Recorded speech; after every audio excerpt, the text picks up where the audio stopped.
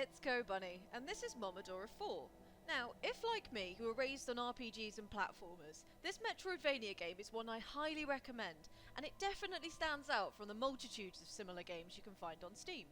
The art style is particularly enchanting, juxtaposing the cutesy and the grimdark. The story is engaging, and the combat and platforming sections are fluid, fun, and at times challenging.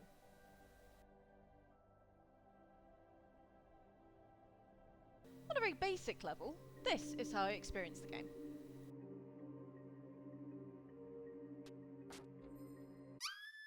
Bollocks.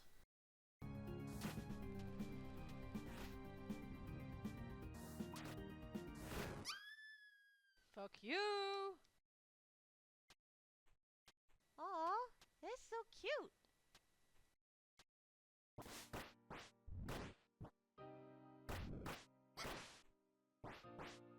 No, no! Ah! Oh, the controls are pretty much what you'd expect from a platformer. Movement, melee, range attack.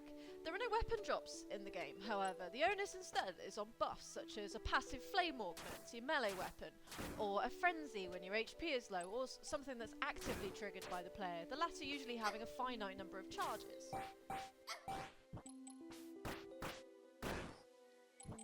What you can't find, you can buy, using currency which is adorably named monies. It drops from monsters, as you might expect, as cute pink stars.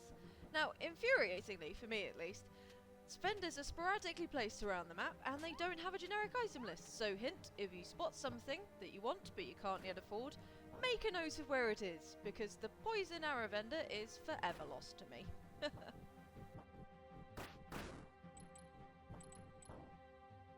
I do briefly want to address the comparisons to Dark Souls, which, you know, I think there's some credence to, actually. And it's not the lack of hand-holding, the lack of direction, the leaving the player up to their own devices.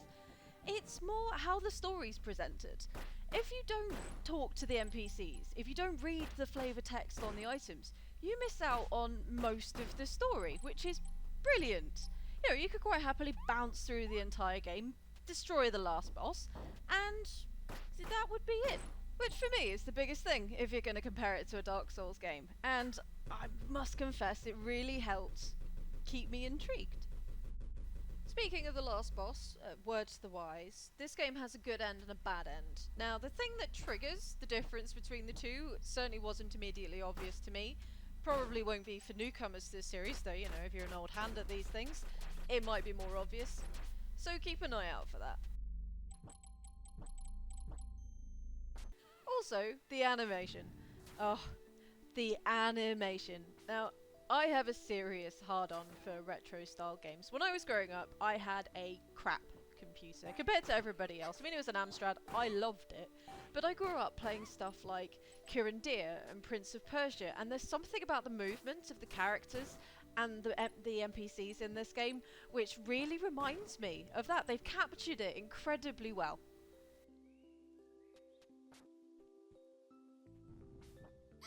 One other thing that harkens back to older RPGs is how the save points function.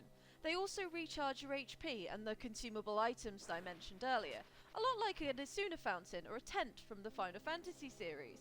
Later in the game, key save points have a warp functionality, which is incredibly useful if, like me, you're an obsessive completionist.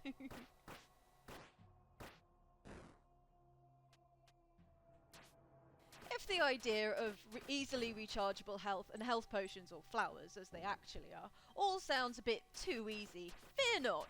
The game offers several difficulty settings, including the unlockable insane setting. I pansied out and completed my playthrough on normal.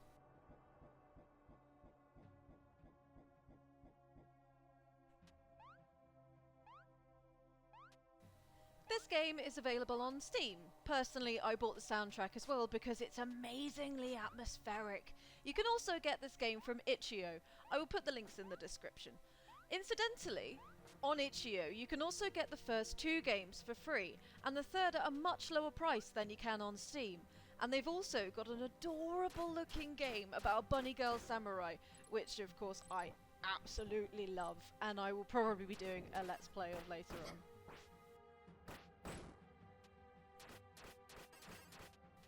thanks everyone for watching this video, and I leave you with me completely cheesing one of the bosses on 0 health, which, you know, I was pretty proud of.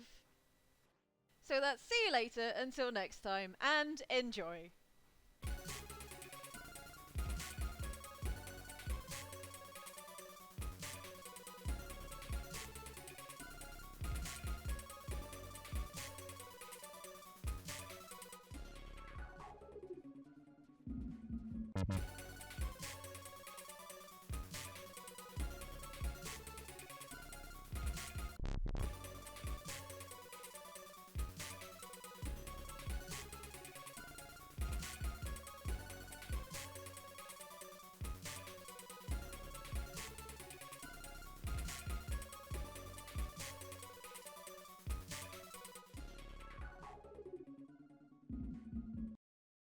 Bollocks.